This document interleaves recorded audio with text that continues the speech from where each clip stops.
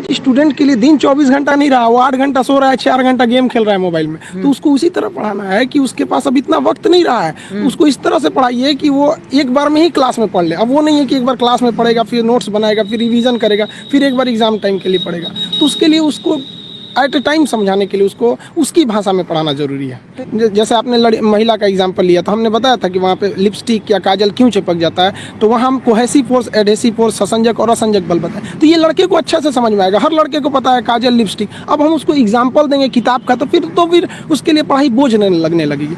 हम जिस दिन हिंदुस्तान का लड़का इस एनर्जी के साथ स्कूल में जाएगा, जिस एनर्जी से वो सिनेमा घर में जाता है किसी मूवी को देखने के लिए, उस दिन ये देश बदल जाएगा।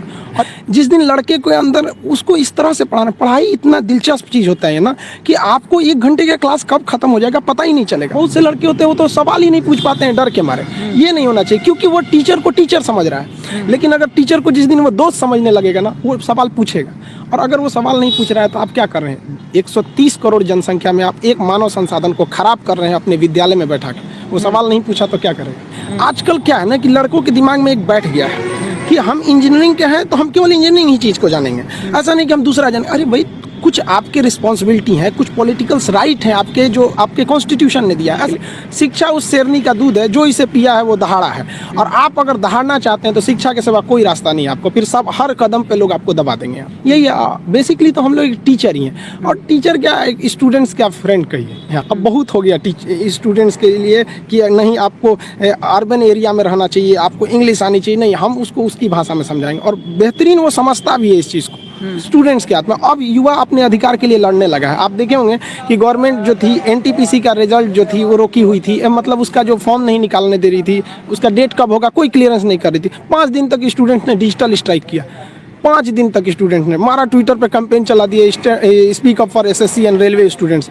गवर्नमेंट को आना पड़ा, तुरंत एसएससी का कैलेंडर जारी करना पड़ा, दिसंबर में कहना पड़ा कि रेलवे का एग्जाम ले। तो स्टूडेंट्स की आप दबिए नहीं, आप दबेंगे तो दबाएंगे। और आप पढ़े लिखे होकर दब जाएंगे तो फिर एक अनपढ़ को तो कुचल दिया जाएगा, उसको दबाया ही नहीं जाएगा।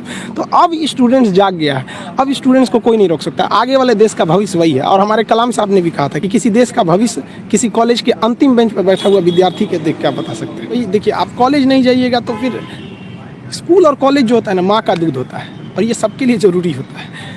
एक रेस के घोड़ा को अगर आप देखिएगा ना, तो रेस पे घोड़ा पे ना, घोड़े पे जो बैठा होता है घोड़सवार, उस घोड़े को बहुत मारता है, इतना तकलीफ देता है कि घोड़ा को समझ में नहीं आता है कि हमको तकलीफ क्यों दे रहा है। लेकिन रियलिटी में देखिएगा ना, तो उसका मालिक उस घोड़े को जिताना चाहता है। तो उसी तरह हमारा मालिक भगवान है। अगर हमें गरीबी दे रहा है, तकलीफ दे रहा है ना, तो आप इससे घबराइए नहीं। वो मालिक हमें जिताना चाह रहा है। और आप रेस छोड़ के भाग जाइएगा तो क्या करेगा? वो तो आपको जिताना चाह रहा है। तो देखिए, अगर एक डॉक्टर ये सोचने लगे ना कि हम डॉक्टर हैं, तो फिर मरीज का अच्छा से इलाज नहीं कर पाएगा।